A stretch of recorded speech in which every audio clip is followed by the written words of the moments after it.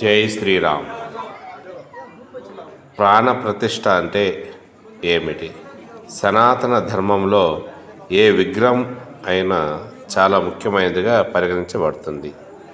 అందుకే విగ్రహ ప్రతిష్టాపన సమయంలో ప్రాణ ప్రతిష్ఠ చేస్తారు.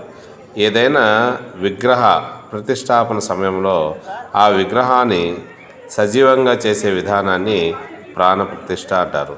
ప్రాణం అంటే ప్రాణశక్తి అని, ప్రతిష్ఠ అంటే స్థాపన అని అర్థం.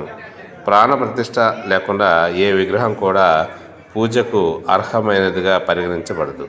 అందుకే ప్రాణప్రతిష్ఠ ద్వారా విగ్రహంలోకి ప్రాణశక్తి ప్రసరింపబడి విగ్రహం దేవతగా మారుతుందని నమ్ముతారు. ఈ కార్యక్రమం తర్వాత ఏ విగ్రహమైనా పూజకు అర్హమైనది. అనంతరం దేవతల విగ్రహాలను పూర్తి ఆచారాలతో పూజిస్తారు. ఈ కాలంలో అనేక రకాల మతపరమైన ఆచారాలు నిర్వహిస్తారు. అనేక క్రతువుల తర్వాత నిర్వహించబడుతుంది. మరి ముందుగా విగ్రహాన్ని గంగాజలంలో లేదా ఏదైనా పవిత్ర నదుల నీటిలో స్నానం చేసి శుభ్రం చేస్తారు. ఆ తర్వాత శుభ్రమైన గుడ్డతో తుడిచి కొత్త వస్త్రాలను సమర్పిస్తారు.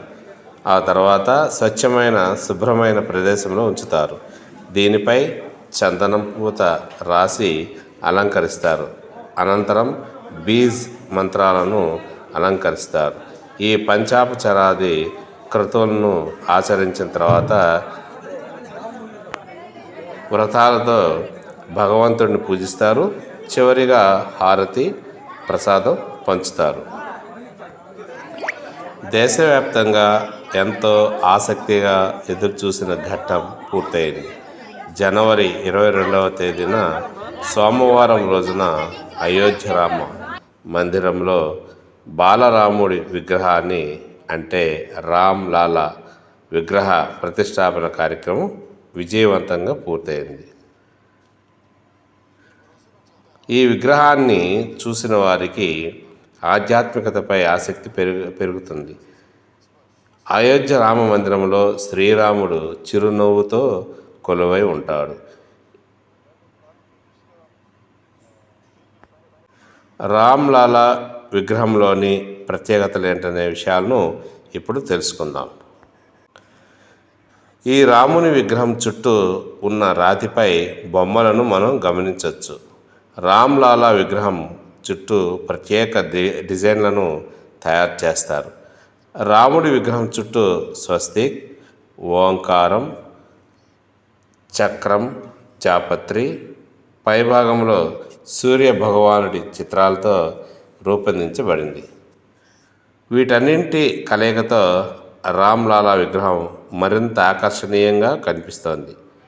అంతేకాదు విగ్రహం కుడి చేతిని అభయహస్తంగా బాణం పట్టుకుని ఎడమ చేతిలో విల్లు పట్టుకున్న రూపంలో రామయ్య దర్శనమిస్తాడు.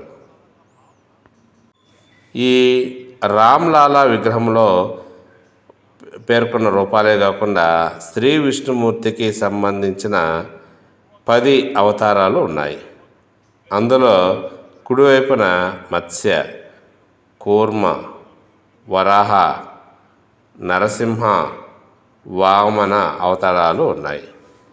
ఎడమ వైపున విగ్రహంలో పరశురాముడు, శ్రీరాముడు, శ్రీకృష్ణుడు, బుద్ధుడు, కల్కి భగవంతుని రూపాలను చూడవచ్చు. ఇదే విగ్రహంలో కుడివైపున కింది భాగంలో ఆంజనేయ స్వామి విగ్రహం రూపొందించబడింది. ఇది విగ్రహానికి మరింత అందాన్ని తీసుకొచ్చింది. కర్ణాటక రాష్ట్రానికి చెందిన అరుణ్ యోగిరాజ్ శ్రీరాముని విగ్రహాన్ని ఎంతో సుందరంగా తీర్చిదిద్దారు. అంతకుముందు కేదార్నాథ్లో ప్రతిష్ఠించిన అలీ శంకరాచార్య, ఢిల్లీలోని ఇండియా గేట్ వద్ద ప్రతిష్ఠించిన సుభాష్ చంద్రబోస్ వంటి ప్రసిద్ధ విగ్రహాలను తయారు చేశారు. అయితే ఈ విగ్రహాన్ని మొత్తం నలుపు రంగులోనే తయారు చేయడం వెనుక వందల సంవత్సరాల ఆయురార్థం కలిగి ఉందని నిపుణులు పండితులు చెబుతున్నారు. ఈ విగ్రహంపై నీరు చందనంతో అభిషేకం చేసిన ఎలాంటి దుష్పరిణామాలు సంభవించవు. అయోధ్యలోని సాకేత్ మహావిద్యాలయంలో 14 లక్షల రంగుల దీపాలతో శ్రీరాముని చిత్రపటాన్ని తయారు చేశారు. బీహార్కు చెందిన ఒక కళాకారుడు తన టీంతో కలిసి తయారు చేశాడు. శ్రీరాముడికి అత్యంత గొప్ప భక్తుడైన ఆంజనేయ స్వామి ఆలయం అయోధ్య రైల్వే స్టేషన్ నుంచి కేవలం 1 కిలోమీటర్ దూరంలో ఉంది. హనుమంతుడిని అయోధ్య రక్షకుడిగా భావిస్తారు. శ్రీరాముని దర్శనానికి వెళ్లే ముందు ప్రతి ఒక్కరూ హనుమంతుడిని ఆలయంలో అనుమతి తీసుకుని అయోధ్య వెళ్ళారు. ఈ ఆలయాన్ని 300 సంవత్సరాల క్రితం స్వామి అభయ రామదాస్ సన్నిధిలో సిరాజ్ ఉద్ దౌలా స్థాపించారు. ఈ ఆలయం రాజద్వారం ముందు ఎత్తైన గుట్టపై నిర్మించబడింది.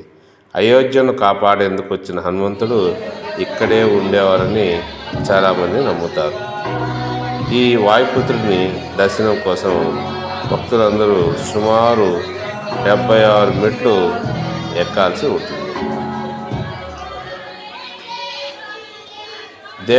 దేవికాళి ఆలయం. ఈ ఆలయం అయోధ్యకు నైరుతి దిశలో ఉన్న ఫైజాబాద్ నగరంలో నిర్మించబడింది. ఈ ఆలయంలో ప్రతిష్ఠించబడిన మాతా గిరిజాదేవి విగ్రహం విషయానికి వస్తే సీతాదేవి తనతో పాటు ఈ విగ్రహాన్ని తీసుకొచ్చిందని నమ్ముతారు. దశరథ మహారాజు దేవకాళి ఆలయాన్ని నిర్మించి అక్కడ ఈ విగ్రహాన్ని ప్రతిష్ఠించాడని ఆలయం వివరాలు రామాయణంలో పూర్తిగా తెలుపుతున్నాయి. అయోధ్యలో నాగేశ్వరనాథ్ అత్యంత ప్రసిద్ధి చెందిన దేవాలయం. శ్రీరాముడు ఈ ప్రాంతంలో స్వయంగా శివలింగాన్ని ఏర్పాటు చేశారని చెబుతారు. ఆ తర్వాత శ్రీరాముని కుమారుడు కుశ అయోధ్యలో ఈ ఆలయాన్ని నిర్మించాడు. శ్రావణ మాసంలో ఈ ఆలయంలో భక్తుల రద్దీ ఎక్కువగా ఉంటుంది. భక్తులందరూ ఈ దేవాలయం సమీపంలోని సరియు నదిలోని నీటితో శివలింగానికి అభిషేకం చేస్తారు. గుప్తర్ ఘాట్ అత్యంత అందమైన ప్రకృతి అందాలతో ఉండే 6వ ఘాట్. ఈ ప్రదేశంలో శ్రీరాముడు, సీతాదేవి, లక్ష్మణుడు కలిసి రహస్యంగా జల రవాణా చేశారని నమ్ముతారు. అందుకే దీన్ని గుప్తర్ ఘాట్ అని పిలుస్తారు. ఈ నది ఒడ్డున అద్భుతమైన రామ మందిరం ఉంది. కనక భవన్ అనేది చాలా అద్భుతమైన దేవాలయం. ఇక్కడ శ్రీ సీతారాములు, లక్ష్మణుల విగ్రహాలు దర్శనమిస్తాయి. Please subscribe Path2Tech channel, like it and share it. Thank you.